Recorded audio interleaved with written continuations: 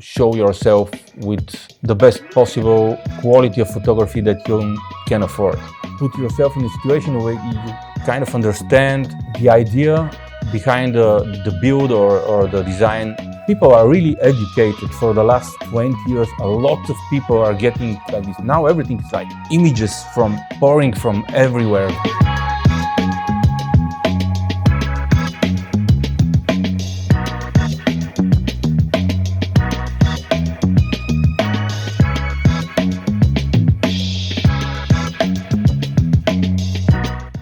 Hello everyone, my name is Nadine and welcome to Design Discussions with Nadine. And today's guest is Kris Shopov of Kris Shopov Photography. So thank you so much for joining me today. Thank you. Thanks for inviting me. It's great to be here. Thank you. It's a pleasure to meet with you finally. We had some connections on Instagram and we'll talk about that in a minute. We talked on the phone and I think this is going to be a great opportunity to talk about something that maybe not a lot of people think about as far as, interior designers and things.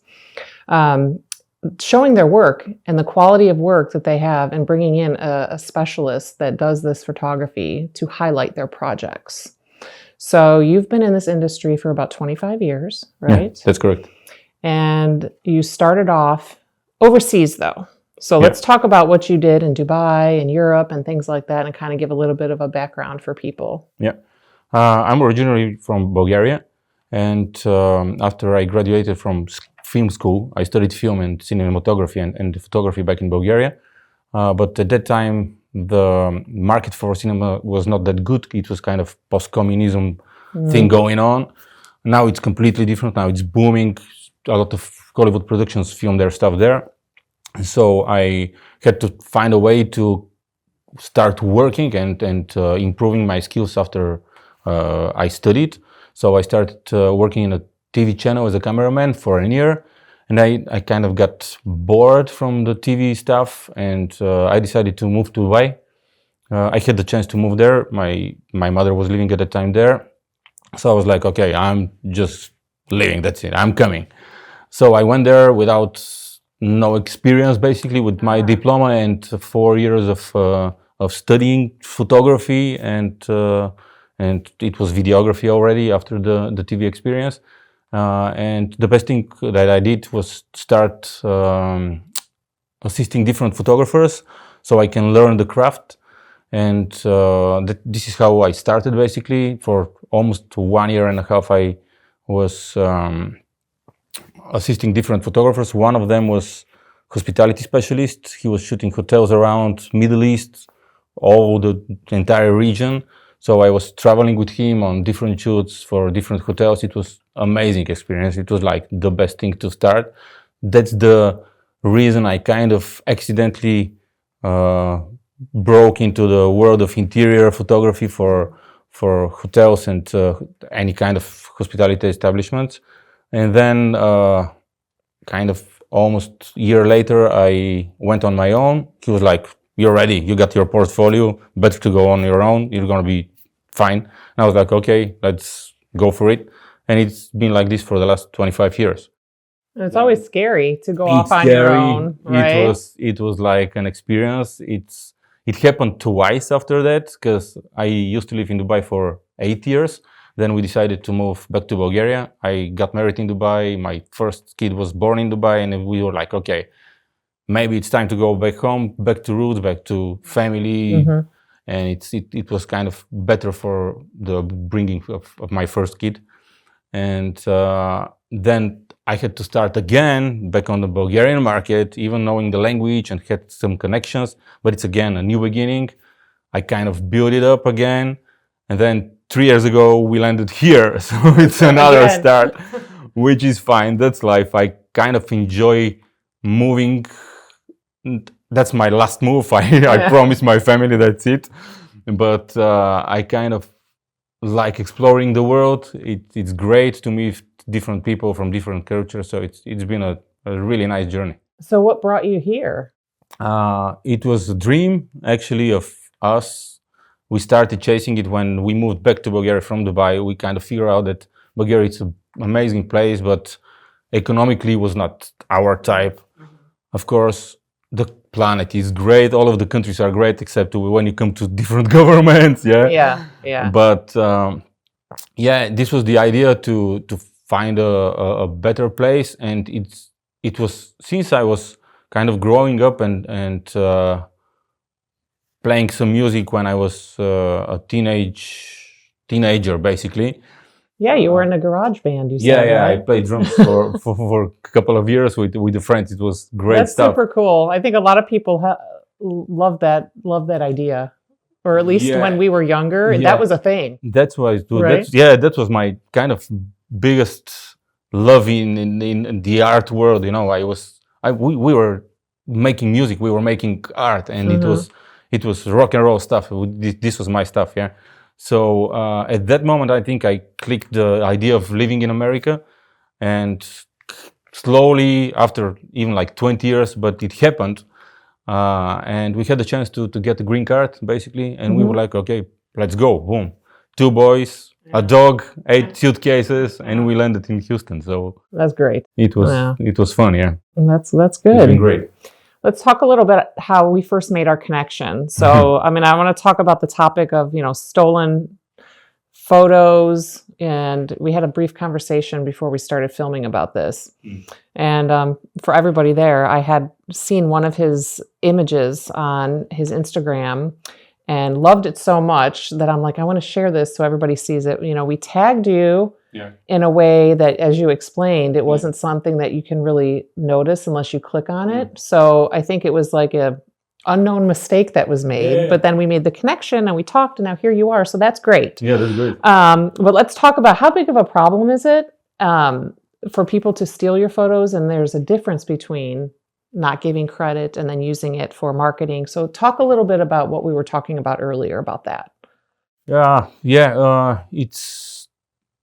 It's a really wide and vast topic, and there is of course laws that are trying to regulate this, but with the social media and internet for the last 20 years plus that it's like exploding, it's kind of different. At the same time, it's almost the same.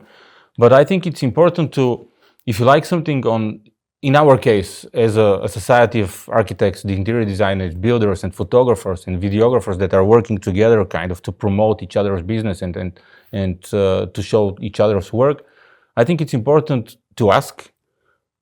I'm sure that if you go politely and ask, especially we're talking, because our case was on Instagram, you tagged me, but the tag was on the picture, and unless you tip on the picture, you can't see the tag. Yeah. And I was like, okay, it's fine, but just give me the credit. And you immediately corrected, which was fine. And if you just approach the photographer and say, okay, I like your shot, can I share it on my Instagram? I'll give you the credit. I'm sure that 99% of the photographers will say, yeah, I don't mind, just give me the credit. If you decide to use the image for different purposes, then we have to talk. But to share on Instagram, I think everybody will be like, okay, that's fine, give me the credit. And it's a kind of the simplest way to approach that kind of cases. When it comes to using the images to advertise your business, it's a different story. Then we have to sit and just talk about conditions and for how long, whatever. It's like different procedure. Of course, it's possible, but stealing images, it's not cool. Using the images without permission, especially on websites, if you steal an image and post it on your website. I had like a couple of years ago back in Europe, somebody stole my images and used it to promote their house for sale. It was designer's house and they decided to sell it. They said they just posted to the listing, and I was like, yeah, it's not cool. So we had a conversation. Of course, I'm not gonna run after lawyers and start suing them. It's crazy, but I send them a letter, okay, it's not nice. If you want to use it, let's discuss a fee or something, or just don't use it. So it's a simple conversation. We are, at the end of the day, all of us, we're human. We are dealing with the same stuff every day, and it's a matter of a good chat, and it's like easy to resolve that kind of issues. Of course, it's the first thing. It's ask I'm sure that like 90% of photographers will say, that's fine, just give me the credit. Yeah, because it's also advertising you as well, Yeah, yeah, right? yeah, So, yeah, I yeah. mean, I don't see many people that would say no to that. It's a mutual right? benefit. Yeah, for right. sure. Yeah. Yeah. It's something that it has to be done in a proper way. I don't mind giving the permission. Usually, some of the photographers I can see on the Instagram, they have a line under each post, use with permission only. I think people are really educated for the last 20 years. A lot of people are getting much more educated visually on the images part, and because before that you have to buy a magazine or you have to I don't know, like read about it in a special books and stuff like this. Now everything is like images pouring from everywhere, visuals, videos. So many like a lot of people know what it is to work with images, and they know that it's something that it's not okay to use an image without asking. Right. Yeah, Mhm. that's it. I'll insert the image here in the video so people Yeah, can that's see very cool. the picture that I used on my Instagram and how we made the connection. So Yeah. you can see that amazing photo. Yeah. So getting back to the European market, what do you see? Is there any differences between what you do in Europe as opposed to the US now that you're over here now for a few years? Basically, there is not a huge difference as the way the market works, and especially for photographers like me, you have to start making connection. When you move here, you have to start making connection and to show yourself on the market, to say that, hey, I'm here, I can help you with your photography needs. If you need video, I can shoot video as well. You have to start talking with the society that it's dealing with interior design and architectural stuff. But I think COVID changed the world for sure. Yeah. And it reflected in our communication. People are much more closed and busy with their own stuff. They realize that it's important to be around family and to take care of our own little world. But it's kind of sad because we're just one planet, one flying rock, and we can communicate easier and without worrying that you're gonna interfere somebody else's personal space. In Europe, it was kind of easier maybe to cold call and to say, hey, that's me. Here it's no. I think that's because we receive, and I say we because I can feel this on myself, we receive a crazy amount of advertising calls. Yeah. And I think that's the reason everybody is like, okay, if you can reach me, you can DM me or send me an email or through social media, any kind, get to me, and then if I'm interested, I'll get to you. Yeah. When it comes to being published, it's basically the same rules everywhere. You have to either have a super nice project that everybody wants to publish, or it takes time for you to bring yourself to the point that it's kind of your known name, at least in a region, because it's a massive country, and then kind of grow up slowly to the point where you're recognized and people want to work with you, so you can get published easier. And there's a lot that goes into getting good photos, say for interior designers or builders. And I know you mentioned a few things. There's a few key things that are important that are done in order to get great photos. So let's talk a little bit about that. Lighting and etc.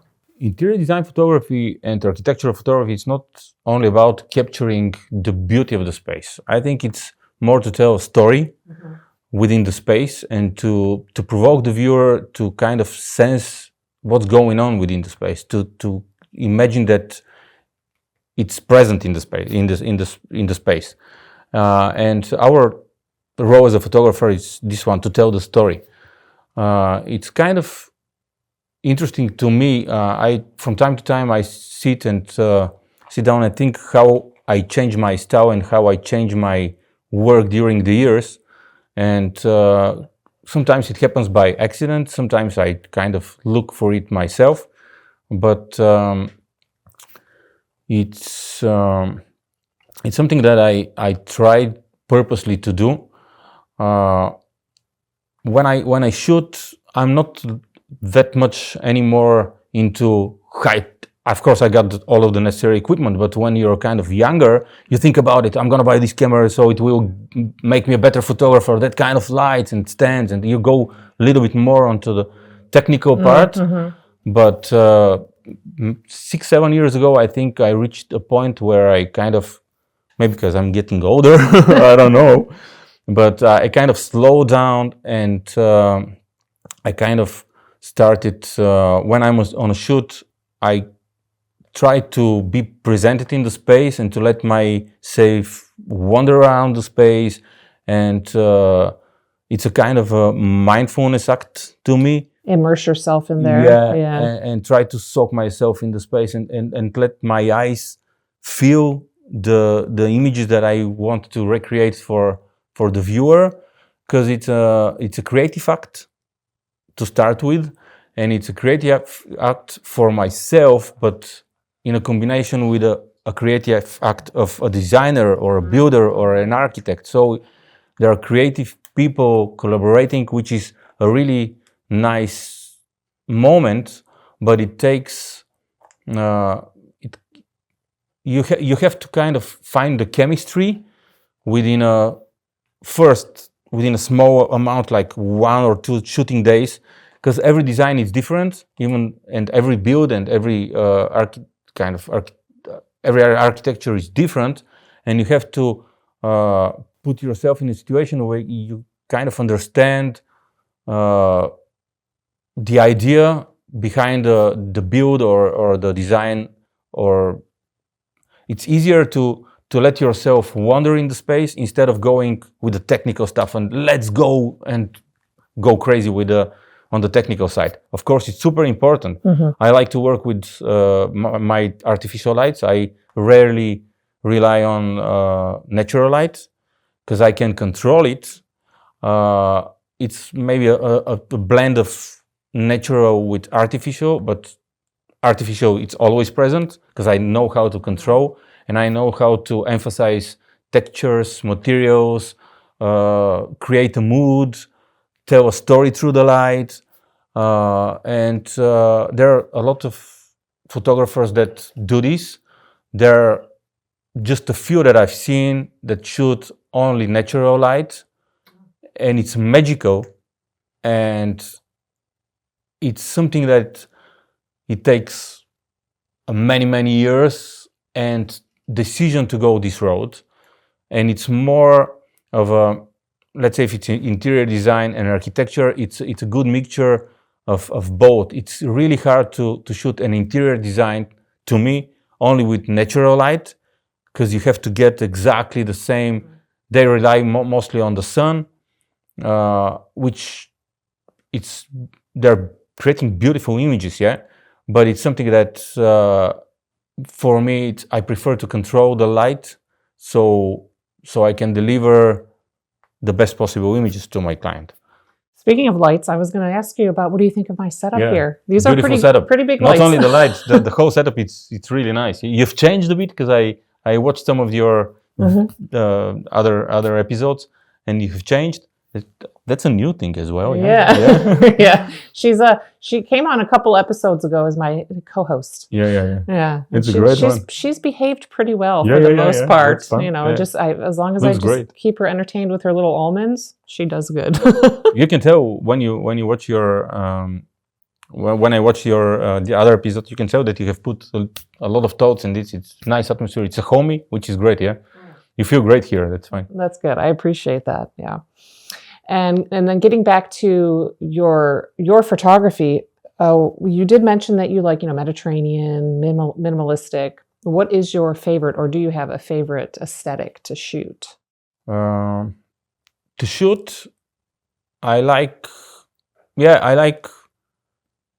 modern and more kind of a minimalistic designs. Scandinavian, it's one of maybe my favorite, but at the same time, I like challenges.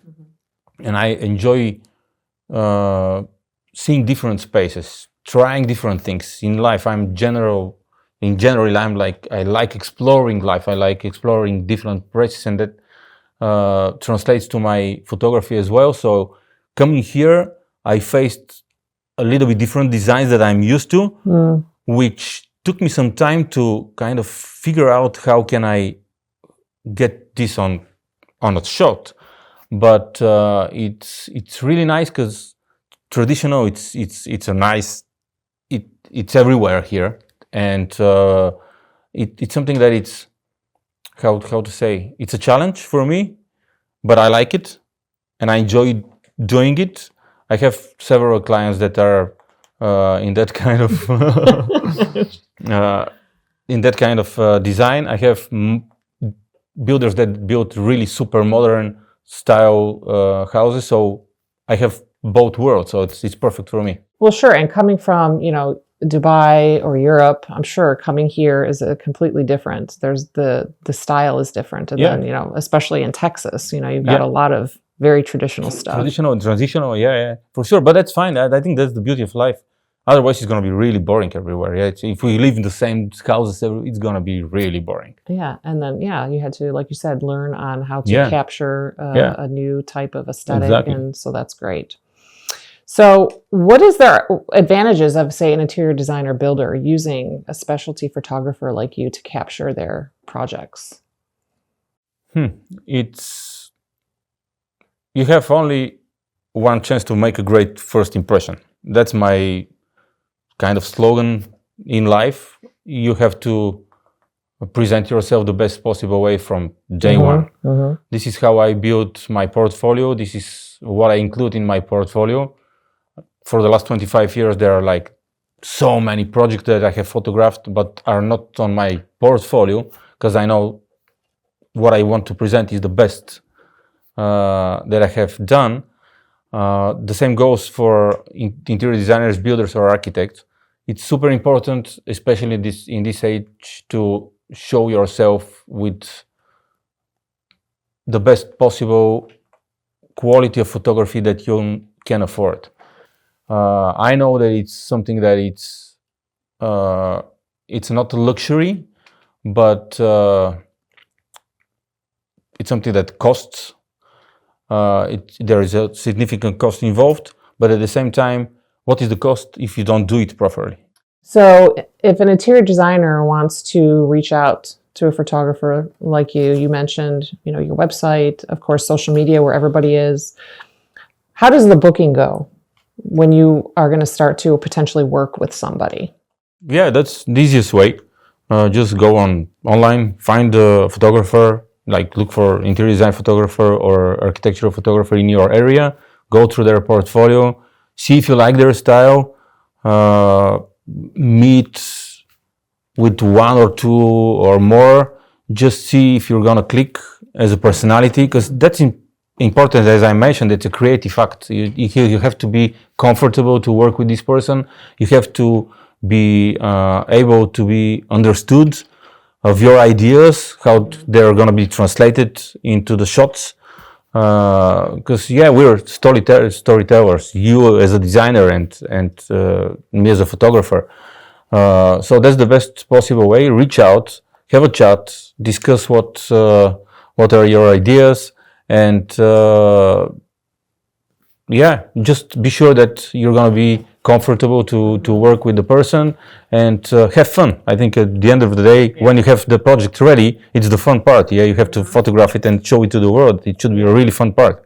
We all want to have fun. Yeah, when the dust has settled and everything, it's kind of the fun literal part. Dust when it comes to construction. yeah, that's true. Yeah. So I'm going to close with asking your funny story. You said you thought about this a bit. So what would you have to share that's a funny story in all your years of business?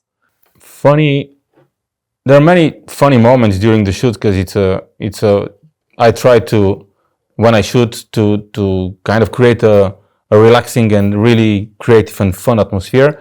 But there is one thing that comes to mind. Now it's funny, but at that moment it was like a horror for me. I was photographing a kind of a section of a new office, and they had this part of it was like a mock-up room of design area, and part of it was like divided with huge, massive windows. They were laying around in the construction site of the area, and we had to move. It was like 4 meters, which is I have to translate like 10 feet or something in the length, by 5 or 6 feet, massive window, very thick. I thought that it's thick, and we tried to move it, 2 of us, me and my assistant, and the whole thing went. No. Which was like, yeah, that's more. Now it's funny. Yeah, but that is more of a horror story. It was a horror story, and I was like, oh my God. Thankfully, I had an insurance, so everything was fine. And it's something that I learned to work with insurance all the time. Back in Europe, most of the photographers don't rely on this, which I learned my lessons. It was covered, so it was okay. But yeah, now it's funny. But it was like, I tell this story all the time. And when somebody asking, will you be able to help moving things? And I'm like, yeah, I will. But we have to be careful, yeah? Yeah, no, that's good. That's a good one. And a lot of those things. I don't mind dragging furniture around and helping with the shot for sure, but it's something that it's always here, and I be careful. Yeah, it was one of those things, like you said, it's funny now, but at the time, it wasn't. We all have stories like that. Well, thank you for joining me. This was a great conversation. Love your work. It's amazing. Thank you for having me. Thank you for the invitation. It was great to be here. Until then, stay tuned for the next one. Bye.